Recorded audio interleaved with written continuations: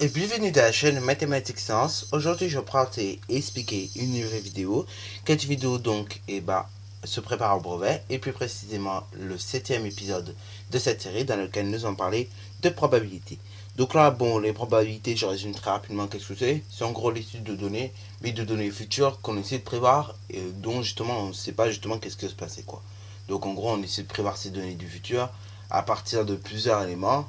Donc à partir de plusieurs éléments de réponse, mais en réalité on ne peut pas le déterminer exactement. Voilà, donc c'est en gros ce que c'est que les probabilités. Alors que justement les statistiques, tu verras plus tard, les statistiques en gros c'est l'étude de données, mais cette fois-ci présentes voire passées, mais qui sont sur toi. Ok, donc après on peut y faire tout plein de calculs, médiane, fréquence, ainsi de suite, comme tu as pu le voir.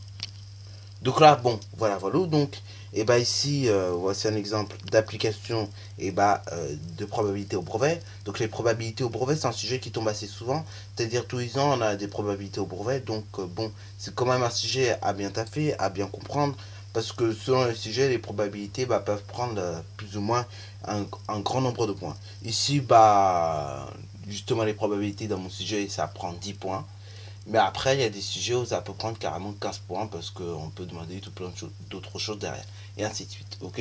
Donc bon, ça dépend vraiment du sujet. Et après, bon, il y a des sujets où ça prendra peut-être que 8 points. Donc, voilà. Maintenant, voici un exemple du coup de ça, de probabilité. Donc là, on va déjà essayer de comprendre la situation. Après, on va voir qu'est-ce qu'on nous demande et ainsi de suite. Donc là, ici, on nous dit qu'on nous donne un exercice sur les statistiques et un autre sur les probas. Sur la classe, donc, 18 élèves vont prendre l'exo sur les stats et 10 autres vont prendre l'exo sur les probas.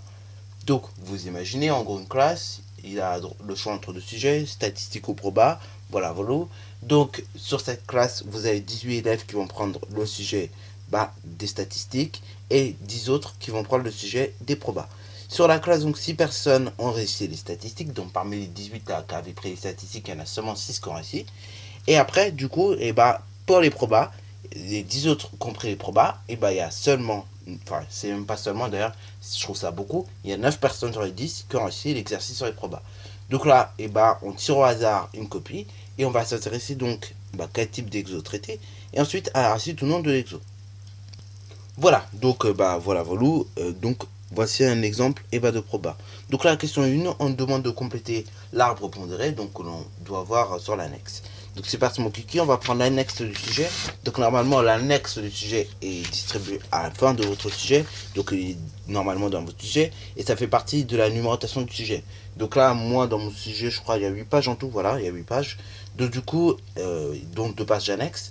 Donc du coup, si il vous manque par hasard le jour du brevet une page, donc si vous manque l'annexe, il faut tout de suite le dire, et c'est pour ça qu'on vous dit tout de suite de regarder en fait le sujet et de prévenir s'il manque une page, parce que du coup si si vous manque une page, vaut mieux qu'on le sache maintenant plutôt que de le savoir quand vous faites le sujet, parce que sinon après c'est considéré comme de la triche et ça ira pas, et en plus vous aurez que la moitié des points.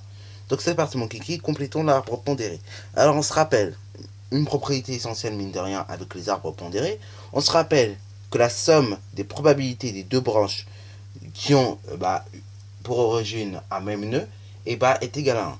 Donc là, du coup, si 18/28e des élèves ont pris des statistiques, ça veut dire que le reste, à savoir donc 10/28e, a pris les probas. Ensuite, parmi ces 18/28e qui ont pris les stats et ces 10/28e qui ont pris les stats, vous avez donc au niveau des stats seulement 6 personnes sur 18 qui ont réussi les stats. Du coup, le reste qui est égal à 12 sur 18, ce sont le nombre de personnes qui n'ont pas réussi les statistiques. Donc en gros, c'est le nombre de personnes qui ont échoué donc à cet exercice. Voilà, donc maintenant que nous avons fait ça, maintenant on va passer au niveau des probas. Donc au niveau des probas, si on regarde, 10/28e des élèves ont pris les probas. Parmi ces 10/28e, vous avez 9 élèves qui ont réussi donc les probas, ce qui fait donc 9 sur 10, ok, 9 dixièmes des élèves. Et parmi cet ensemble-là, il vous reste une personne sur 10 qui a échoué les probas. Donc voilà. Donc si on avait à calculer un pourcentage, dire que en gros quel est le groupe qui a mieux réussi, forcément c'est celui qui a le groupe des probas. Même si les groupes de probas est peu, il a quand même mieux réussi que le groupe des statistiques. Parce que le groupe des statistiques, si on avait à interpréter ça en pourcentage, ça fait quand même mine de rien 33%, 33,3% pardon, pour être plus précis, des gens qui ont réussi. Alors que là, pour le groupe des probas, ça fait seulement 90%. Donc vous voyez la différence, mine de rien, ça fait une très grosse différence. 6%, 56,7% de différence. Oui, parce que du coup, quand on fait le calcul, ça fait pas 86 mais 56. Donc vous vous rendez compte que, mine de rien, que ça se fasse 86 ou 56% de différence, mine de rien, c'est une grande différence. Donc là, au niveau du groupe, c'est le groupe des statistiques, enfin des probabilités, pardon, qui a mieux réussi. Et c'est le groupe des statistiques qui a le plus échoué, ok, en termes de pourcentage. Donc maintenant, question numéro 2, on tire au hasard donc une copie. Quelle sera la probabilité qu'elle ait réussi? Donc là, c'est une question qu'on nous pose. Donc là, voilà. Donc là, maintenant, deuxième question nous dit, on tire au hasard une copie et donc cette fois-ci on cherche la probabilité qu'elle ait réussi l'exo. Alors donc là, ce que nous allons faire, on va tout simplement s'intéresser à cette partie-là de l'arbre pondéré et on va essayer de comprendre un petit peu. Donc on a dit dans la classe, ils sont 28 en tout. Voilà. Et donc, parmi ces 28 élèves, il faut déjà compter d'une part ceux qui ont réussi, ceux qui n'ont pas réussi. Et après, c'est de là qu'on pourra éventuellement mettre ça en fraction. Et c'est de là justement qu'on verra la probabilité.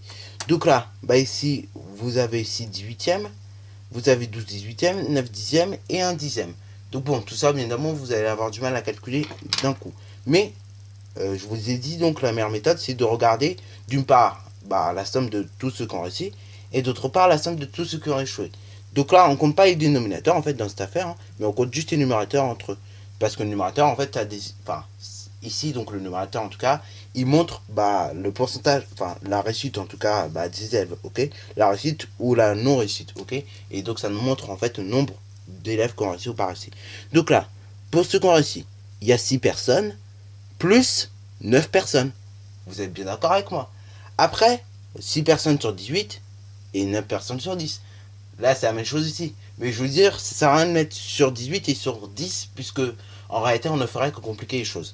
Donc, du coup, c'est pour ça que je vous conseille d'enlever les dénominateurs, puisque là, ils n'ont rien à faire.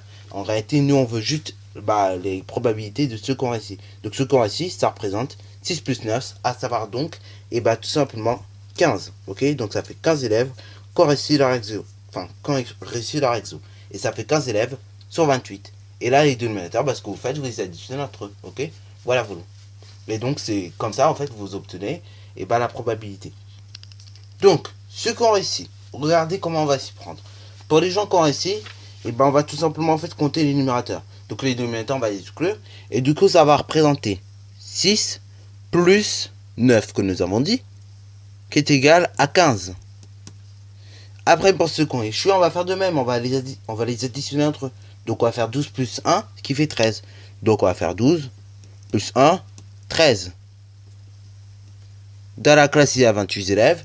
Donc, le nombre de personnes ayant tout simplement réussi l'exo, la chance que justement on tire une copie et on réussit, est tout simplement de 15 sur 28. Ok, voilà. Donc, on peut le noter. Voilà. Donc, du coup, la classe est de 28 élèves. Donc, la probabilité de tirer une copie et en réussir un exercice est tout simplement de 15 sur 28. Voilà. Tout simplement. Donc, je reprends la méthode. Je vous réexplique à nouveau la méthode très rapidement, mais en version synthétisée du coup. Ce que vous faites quand vous avez une question de ce type-là, donc par exemple, vous avez un arbre pondéré à 2 étapes. Après, on vous pose une question sur la deuxième épreuve. Ce que vous faites, vous prenez des dénominateurs différents. Donc, vous prenez par exemple un 18 et un 20 et vous additionnez les dénominateurs entre eux. Et après, vous allez voir, vous allez obtenir certains dénominateurs. Et après, vous prenez ce qu'il y a à prendre, quoi. C'est-à-dire, par exemple, si c'était réussi ou non réussi, si vous voulez voir ce qu'on réussi, vous additionnez tout ce qu'on réussi. Et après, si vous voulez voir ce qui a pas réussi, vous additionnez tout ce qui a pas réussi. Et vous allez voir, vous allez obtenir en bas au dénominateur, donc, le nombre total de quelque chose sur au numérateur, réussite, non réussite. Et en tout cas, après, ça vous donnera une probabilité. Voilà. Donc là, cet épisode n'était pas trop long, puisqu'il n'y avait pas trop de questions. Je crois que c'est l'épisode le plus rapide que j'ai pu faire. Donc, sur ce, la vidéo est déjà terminée.